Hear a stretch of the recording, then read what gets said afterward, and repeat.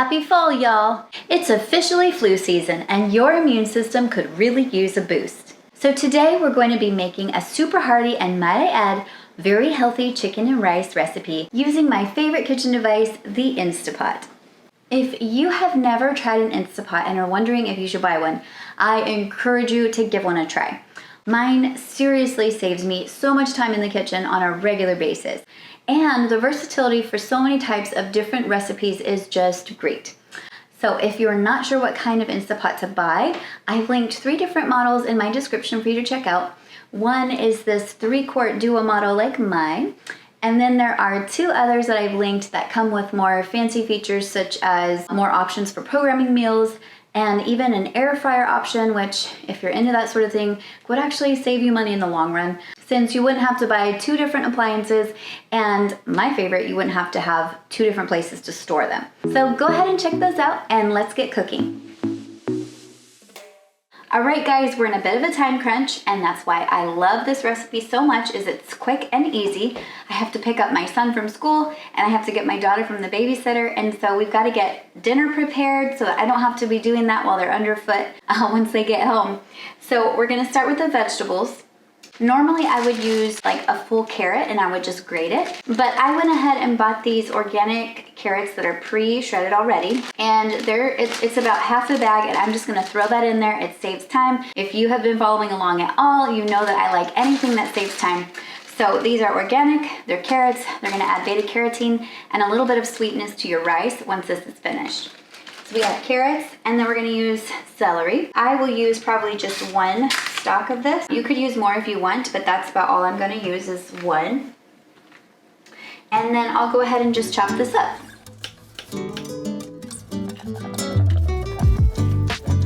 All right, so next we have our aromatics. I have half of an onion. I like to use red because it's a little bit sweet. And then we have 3 garlic cloves that I'm just gonna chop up really finely. And we're gonna throw them in the bowl and move on to the next thing.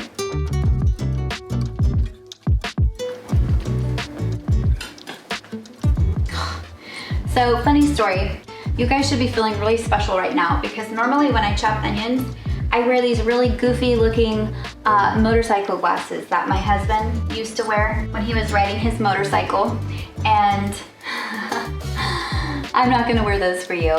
You're welcome, but I really should have wore them because now my eyes are really burning. Okay, so onion is out of the way and I'm over here crying. We're gonna do the garlic next. Shoo.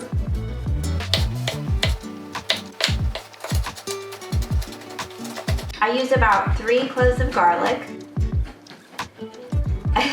Sorry guys, my eyes are really sensitive to onion. That's why I know to wear the glasses, but they are just not happy with me right now.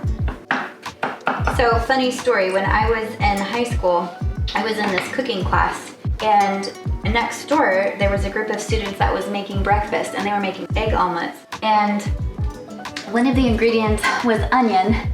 And no joke, my eyes are so sensitive to onion that while they were cooking in the other room, I think the door was ajar a little bit, but my eyes started to burn because there was like several different stations. It's actually a gas that is in the onion, and that gas traveled through the classroom and into our classroom, and my eyes started to burn. So you guys should feel really special that I didn't wear my protective gear so that you wouldn't have to see me in my funky glasses. Okay, so now we have our herbs and spices, and that's gonna be about half a cup of cilantro. I have that chopped up right here. And then I'm gonna add about just a pinch of this parsley. It's pretty strong. We don't want this flavor to overpower the recipe. All right, so we have our half a cup of cilantro and we have our pinch of parsley, and we're just going to chop them up real fine and throw them in the bowl.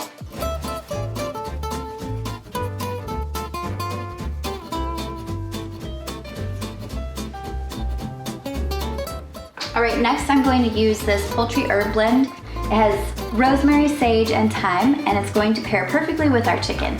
I'm gonna use about 2 tablespoons of this mixture finely chopped. That rosemary is smelling really good. It's chopping it up, it's kind of bringing out the aroma of these herbs, and they smell amazing. Okay, so for my herbs, I'm gonna go ahead and put them in a separate bowl, and I'm gonna add my spices now, which is 1 teaspoon of paprika, 1 teaspoon of black pepper, and about 2 teaspoons of salt. I'm gonna mix it up with about a tablespoon of lemon juice, and then I'm just gonna set it aside for when we're ready to season the chicken. I know you guys kind of make fun of my measuring skills, but if you are in the kitchen a lot, you just know what a teaspoon looks like versus a tablespoon. So you can obviously use measuring spoons if you want, but I just kind of eyeball it for these kind of things. Okay, so moving right along to our liquids, I'm going to use about 1 1/4 cup of chicken bone broth and then a dash of lemon juice for a little zing. I like to use about a tablespoon of the lemon juice, and I just go ahead and squeeze it right into the spices, and this is gonna go on the chicken like I mentioned before. All right, so we got our lemon juice, and then I always use bone broth when I'm doing something in the Instapot, unless I just forgot to buy it or something, just because it has a little bit more extra collagen in there and possibly an extra bit of calcium since the bones were able to kind of seep into the liquid. So I just figure we eat 3 meals a day. So every meal that I eat, I'm wanting to maximize the amount of nutrition I'm gonna get out of that meal. Now, I'm not saying maximize the amount of calories. There's a difference. When you're eating vegetables and fruit and whole grains, things like that, those things are not going to cause you to gain weight unless you were just majorly overdoing it on the fruit, which has a lot of sugar in it. But I haven't actually heard any true story of somebody gaining a lot of weight eating just fruit. You want your food to be full of nutrients, but not necessarily full of calories. And calories from processed sugar is what we're concerned about.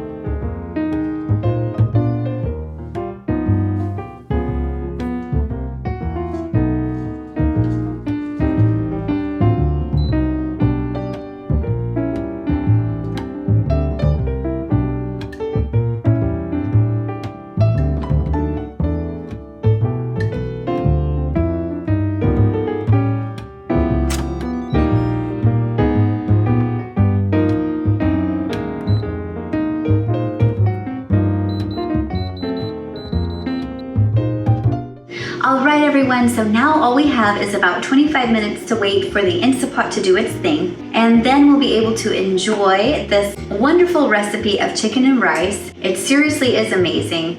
And I will give you a little tip from a dietitian and not a sous chef.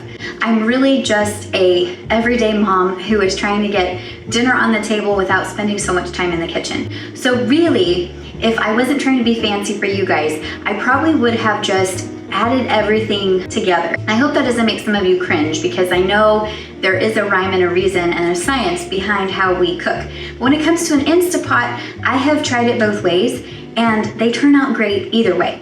And so as far as time goes, if you're in a time crunch, don't feel guilty about just adding the vegetables and then adding the rice and adding the chicken and not necessarily sauteing things first. So I just wanted to give you that tip, and I just wanted to comfort you with the fact that you don't have to really know your way around the kitchen in order to use an Instapot. It kind of just does the cooking for you. That's something that I appreciate so much about something like this that is very convenient, because really keeping a house and keeping a family is a full-time job in and of itself. When you add having to meal prep and cooking healthy for your family, it can get overwhelming. I definitely understand where you're coming from when it comes to that.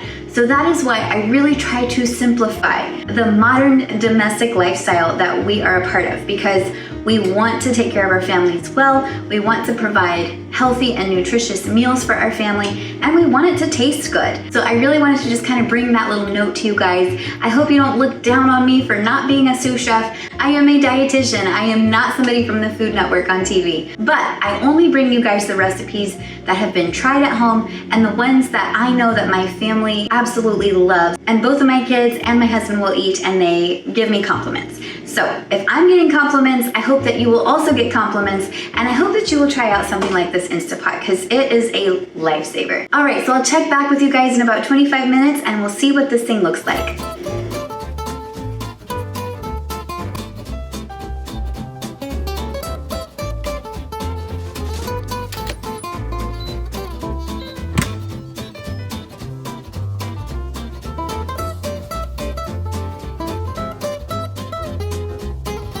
So here's for the big reveal.